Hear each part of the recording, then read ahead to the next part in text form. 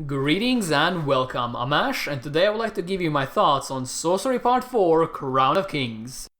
When it comes to RPGs, I'm a simple man. All I want is a well-written story, some unique and interesting characters that can't be described in a single cliché, a world that consistently follows its own rules, and most importantly, the ability to make a personal impact on the story. Now that I've said all of that out loud, it sure doesn't seem very simple, but there are some games out there that easily fulfill all of these demands. As you can probably guess from the title alone, the Sorcery series belongs among that rather esteemed company, especially Sorcery Part 4, Crown of Kings, as it represents the final evolution of everything the series has put forth so far. The stakes are higher, the atmosphere is much more intense, and the entirety of the experience is far more immersive than ever before. While all of these are certainly positive things, they do bring with them one restriction. Unlike the previous 3 episodes, Crown of Kings is just not meant to be played as a standalone game. You can try, nobody will actually prevent you from doing so, but you will be missing out on some amazing equipment only found in the previous episodes, as well as all of the knowledge about the world and its inhabitants. However, if you are a veteran of the series but have somehow managed to lose your save file, there is no need to worry. The difference can be overcome through the use of critical thinking and the tricks you've uncovered throughout your journey so far. As long as you know the basics of how spells and counterspells work, or at the very least how to make the best use out of your sword, you will be perfectly fine. And I speak from experience on this one, given that I managed to rather stupidly delete every single one of my save files. But even though I might be a bit of a fool, I'm glad to say that Crown of Kings does not treat its players as such. You will be presented with some hard choices that don't have any easy solutions, and it's going to be up to you and you alone to figure out the best course of action.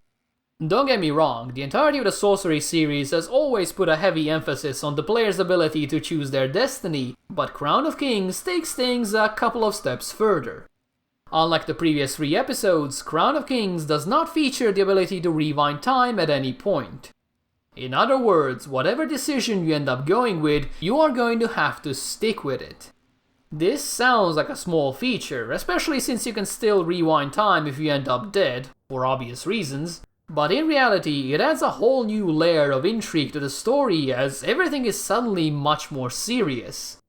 Playing the little goody-goody two-shoes is no longer an easy thing to do because no matter how careful you are, you will eventually mess up. Let's say you're sneaking through a barracks with the intent of stealing a god's uniform, but due to factors outside of your control, a loud noise wakes up one of the guards. Will you try and knock him out, buying yourself the precious few minutes you need to escape? Or will you try to greet him and pass yourself as one of the guard, back from a late night shift? Or will you perhaps go for the guaranteed, albeit quite evil option of simply vaporizing the guard into a few specks of dust? Decisions, decisions, decisions. No matter which option you end up choosing, there will be consequences in the future, some better than others. For example, if a guard recognizes you and you let him run away, you can almost guarantee that at some point later on you will have a much more difficult time because your presence is now well known to the city guard. It is details like this that make an imaginary world feel truly alive, and it is also one of the biggest reasons why I enjoy the Sorcery series so much, especially Crown of Kings and its rather hardcore approach to problem solving. The threat of future consequences isn't the only thing keeping players from going on an all-out murder spree, however. The writing has a far bigger role when it comes to that. Unlike the majority of games out there, and this includes a fair few RPGs as well, the creatures that inhabit the world of sorcery are not intrinsically evil. They are simply trying to live their lives as best they can in the circumstances they're stuck in, which in the case of Crown of Kings means living under a tyrannical rule of the power-hungry Archmage. There are some races like the goblins that are heavily predisposed towards tribal violence, but even they prefer not to fight for no reason at all, so you will always have the option to get out of sticky situations purely through your wit alone.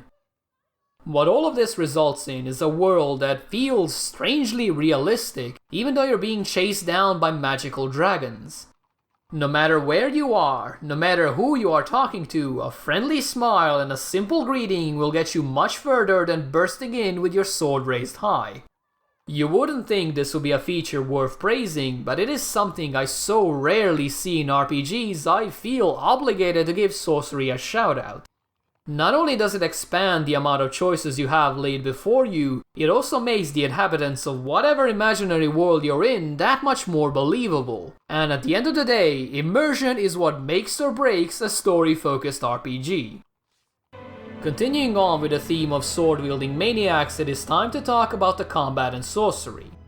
The way it works is that you have an energy bar that partially regenerates between rounds, and in order to deal damage to the enemy, you need to invest a certain amount of energy in order to launch an attack. If your invested energy is greater than the opponent's, you will deal damage to them, with a power difference between your attacks dictating how much damage they will take. Since you won't always have enough energy to launch a strong attack, especially if your previous ones used up nearly all of your resources, you can also block the opponent's attack and guarantee you only take 1 damage from it. All of this might seem extremely simple, and to a certain extent it is, but there is also a good degree of strategy that you can employ in order to really bring down the hurt onto your opponent.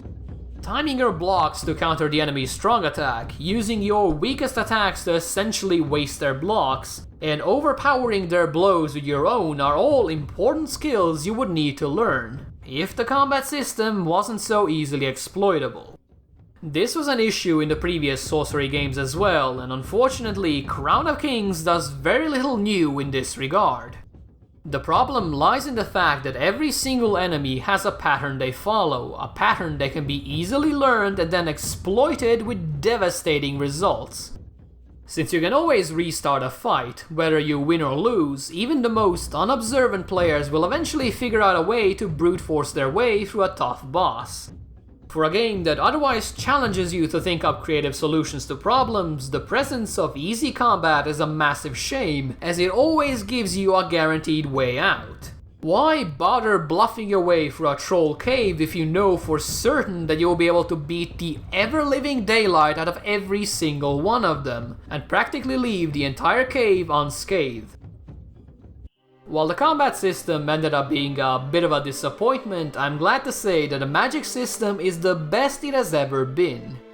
Not only do you have more spells to work with than in the previous Sorcery games, you also have a much greater degree of freedom when it comes to using them to creatively solve problems. And when I say creatively, I really do mean creatively, because I can't believe some of these interactions were actually planned for.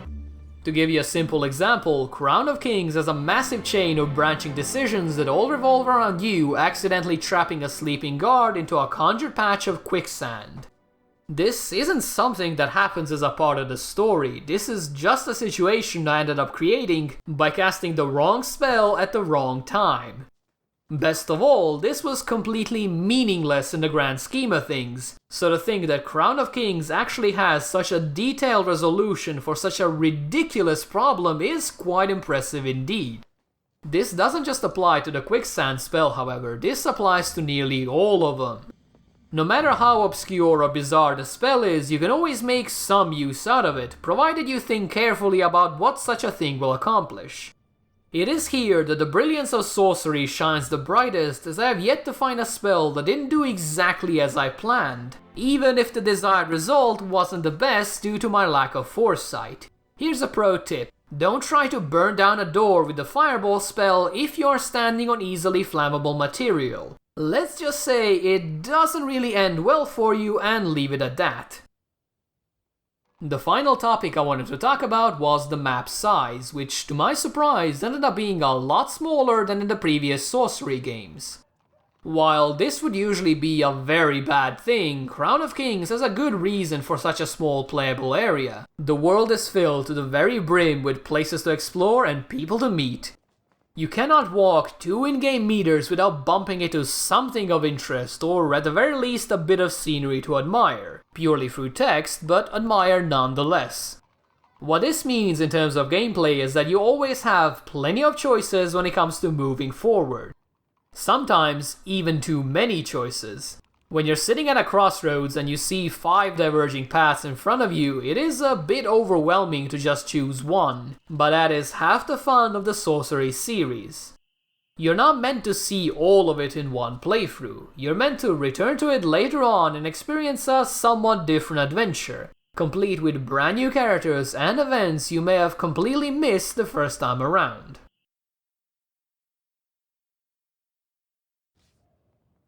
When it comes to storytelling and exploration, Sorcery is one of the finest RPGs I've ever had the pleasure of playing, and Part 4, Crown of Kings, is definitely the crowning jewel of the entire series. While it doesn't feature many improvements to the core mechanics, Crown of Kings brings with it a gripping story, some spectacular characters, and a world that is incredibly easy to get lost in. And I do mean that in the best of ways.